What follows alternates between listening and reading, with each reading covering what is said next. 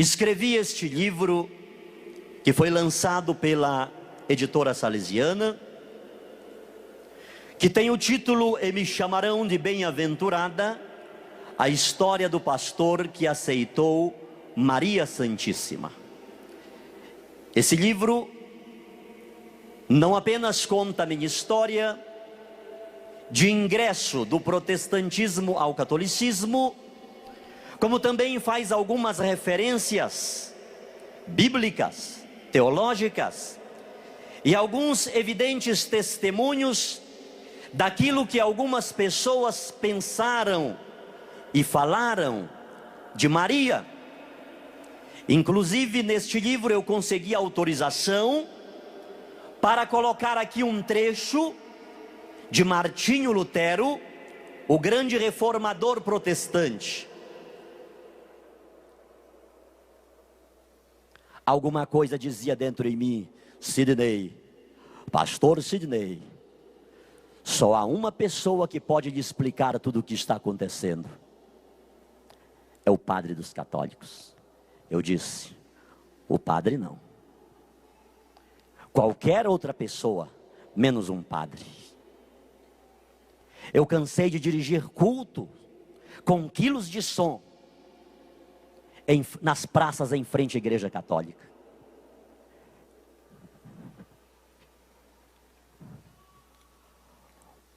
Hoje a Bíblia que eu tenho aqui, não se assustem, é uma Ave Maria. Mas há 12 anos atrás eu usava uma Bíblia mais ou menos desse tamanho, maior que esta, uma Bíblia pentecostal. E quantas vezes eu a ergui em palcos em frente de igreja católica e disse: reverendo, a sua Bíblia não diz isto, isto e mais isto? No livro tal, capítulo tal e versículo tal, não diz isto? Quantas vezes eu entrei na casa de católicos e os fiz quebrar imagens? Eu nunca quebrei uma imagem católica, mas eu fiz católicos quebrar imagens com as próprias mãos. Eu vi católicos destruir oratórios inteiros. Eu vi católicos quebrar imagens, enterrar no quintal ou colocar num saco para ser levado pelo carro do lixo. A única alternativa que eu dei para muitos católicos foi responder para mim: pastor, eu não quero ir para o inferno, eu quero aceitar Jesus. E aceitar Jesus significava sair da igreja católica e passar para a minha igreja, a Assembleia de Deus.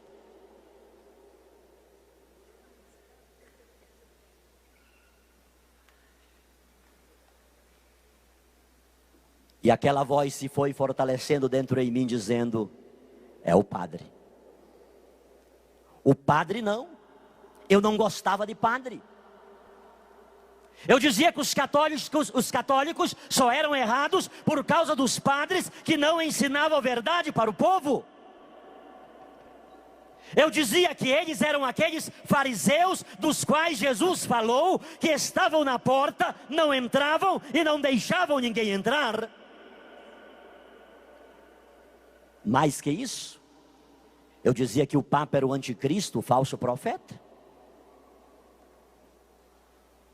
E aquela voz foi dizendo: mas é o padre. Já se aproximava das 6:30 da manhã, tomei um banho, aprontei-me, e pela primeira vez na vida, dirigia-me a uma igreja católica. Ao chegar à frente daquela igreja, informaram-me que o padre só chegaria por volta das 9 da manhã, uma vez que fora celebrar em uma comunidade. Pediram que eu aguardasse dentro da igreja, o que eu não quis fazer, porque não queria me contaminar dentro da igreja dos católicos. Fiquei lá na porta e escutei um barulho dentro da igreja. E eu aproximei-me da porta para ver o que estava acontecendo dentro da igreja. Não consegui ver muita coisa dentro da igreja. Tudo que avistei lá no fundo foi uma luz vermelha. E naquele momento, escandalizado, meu Deus, é por isso que os católicos são do jeito que são? Até luz vermelha tem dentro da igreja deles? Lá no meu estado, Pará, luz vermelha é 2 coisas apenas. Mas o sol estava muito forte. Eu entrei e sentei no primeiro banco próximo à porta. E uma vez sentado, consegui ver o que estava acontecendo.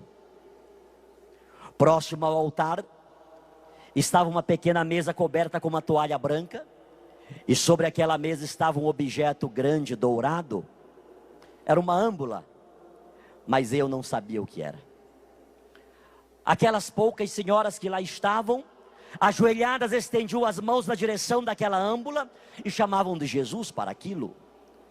Jesus, nós te amamos, nós te louvamos, nós te adoramos. Faziam pedidos para Jesus. E tinha uma senhora que chorava muito. E eu então, mais uma vez, sarcasticamente, ponderei: meu Deus, como se não bastasse esse monte de imagens que os católicos adoram, veja agora quem é o Jesus dos católicos.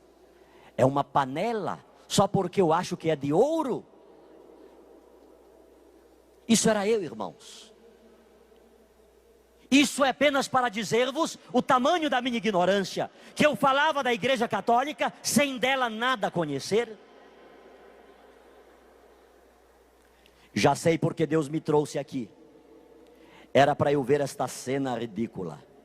Ir lá e dizer para essas senhoras que isso nunca foi, não é e jamais será Jesus. Ou elas aceitam Jesus de verdade, ou elas irão todas para o inferno. E eu, cheio do meu eu, cheio da minha prepotência, da minha arrogância, cheio dos meus arrazoados, tomei o corredor central e vim. A uns 5 metros distante daquela âmbula, de repente, uma bola de fogo de uns 20 centímetros em cima daquela âmbula. Fogo puro. Não sei se era imaginação minha ou se de fato aquilo aconteceu. Parece que aquela bola de fogo, ela saía de cima da âmbula uns meio metro e voltava na minha direção. Lá o pastor Sidney ficou. Nem um passo mais para frente. Era uma vontade de dar glória a Deus. Era uma vontade de dar aleluia. Era uma vontade de falar línguas estranhas. Mas eu tinha certeza que estava dentro de uma igreja católica. E eu, como pastor, dizia que o Jesus dos católicos era um Jesus morto. Ele não andava, ele não falava, ele não ouvia, ele não pegava. Ele estava pregado na cruz. E ele não podia fazer nada pelos católicos. Consequentemente, ninguém poderia sentir a presença de Jesus dentro de uma igreja católica. E aquele meu paradigma agora estava sendo quebrado. Agora eu estava sendo fulminado. Mas diante daquele desejo, daquela vontade de glorificar ao Senhor, o meu arrazoado, o meu preconceito, o meu paradigma era muito maior. E eu resisti em não glorificar ao Senhor, em não dar um glória a Deus, em não dar um aleluia, em não louvar ao Senhor dentro de uma igreja católica.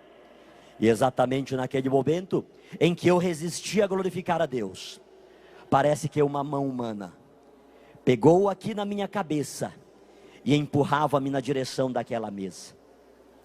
E eu fui caindo, e eu fui caindo, e eu caí mesmo literalmente em frente àquela mesa.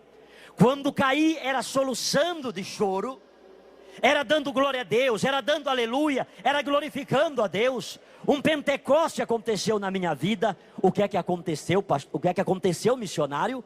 Aconteceu que no dia 16 de dezembro de 1998, o primeiro dia em que entrei em uma igreja católica, Deus me fez ter a maior de todas as certezas de minha vida, e essa certeza eu tenho pregado e testemunhado no Brasil, de norte a sul, de leste a oeste, para poucas pessoas e para muitas pessoas. Que certeza é essa, missionário? Que Jesus Cristo, Ele sempre esteve vivo, com poder e grande glória, dentro da Igreja Católica Apostólica Romana.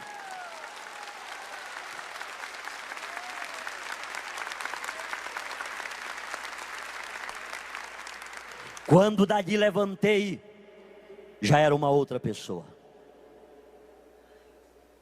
Levaram-me aos bispos, a vários padres, e depois de longa conversa, eu superficializei tudo aqui convosco. Depois de detalhes, eles chegaram a uma conclusão: pode ter sido, ninguém disse que era, e eu não ando dizendo isso para ninguém. Pode ter sido uma aparição de Nossa Senhora. Para mim,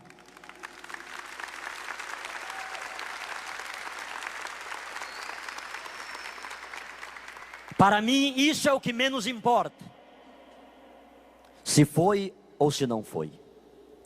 Sobretudo quando esta afirmação vem dos meus irmãos protestantes, que dizem: pastor Sidney, foi o demônio que apareceu para o senhor.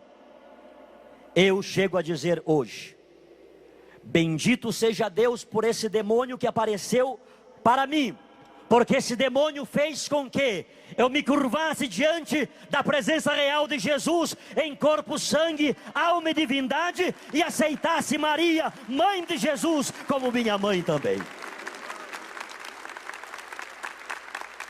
O que importa é o que a partir daquele momento aconteceu.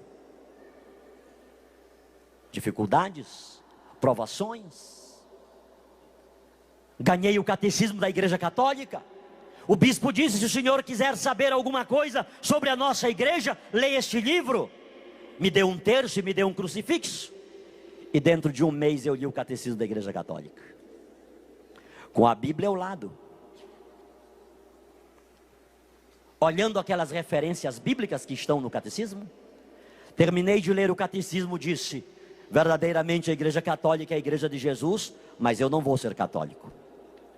Vou continuar na minha igreja, porém, este ensinamento do catecismo, que é bíblico, eu vou ensinar para os meus irmãos na Assembleia de Deus. Porque muitos deles enchem a boca dizendo que foram católicos, foram sacristãos, foram coroinha, foram ministros de Eucaristia, foram catequista, mas na verdade nunca aprenderam nada a respeito da Igreja Católica. E eu então comecei a ensinar isso para o povo. É justamente em meio desse ensinamento que comecei a dizer para as pessoas que os católicos não adoravam imagens, que a Bíblia católica não era uma Bíblia falsa, que o Papa é sim um querer de Deus instituído por Cristo. Diante desse ensinamento, chamaram-me à convenção a que pertencia para eu retratar-me. Ou eu deixava de pregar sobre Maria, ou eu seria disciplinado, seria afastado de minhas atividades pastorais.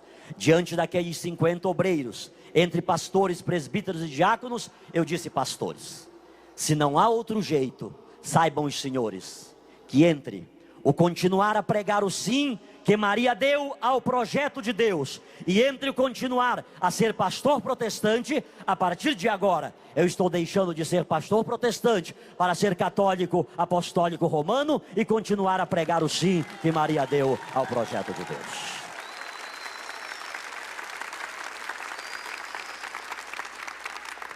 Fique de pés um minutinho, por favor. Mais que falar de Maria,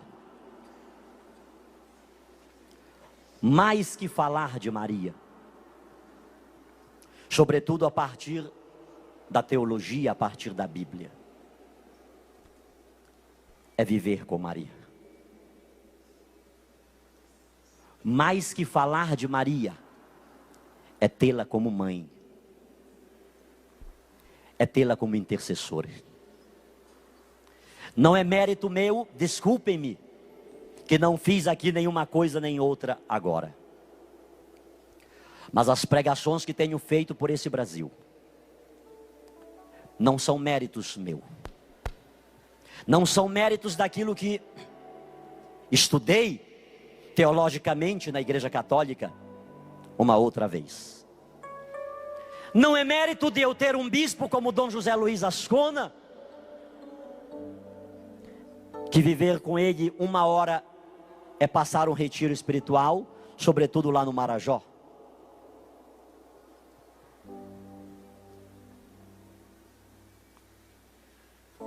Mais que tudo isso, é sentir Maria, é ser tocado por ela, é ser abraçado por ela.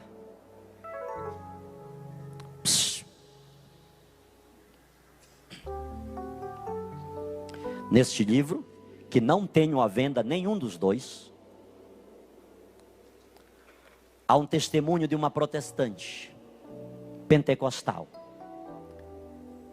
A propósito, a minha querida mamãe, professora Elza.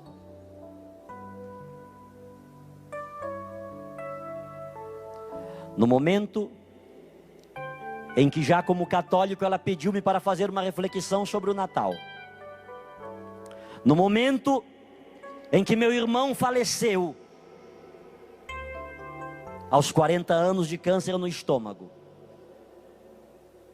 Tanto naquele dia do Natal, quanto no dia em que Haroldo falecia, a irmã Elza, teóloga, diretor de instituto teológico, após o que eu falei no dia do Natal, na presença de meu irmão pastor e outras pessoas, a partir do rosário que terminei de rezar na hora que Haroldo morreu, mamãe disse assim: minha mãezinha do céu, minha mamãe Maria, me dá força para eu continuar em pé diante desta cruz, como tu ficaste em pé diante da tua, sem blasfemar, sem murmurar.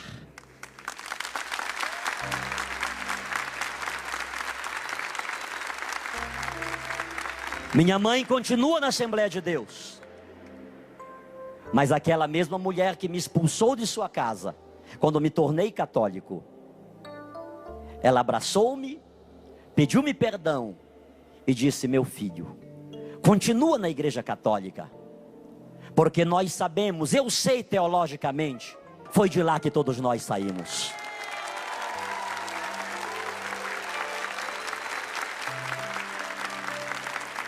Mais que falar de Maria, é senti-la em nós.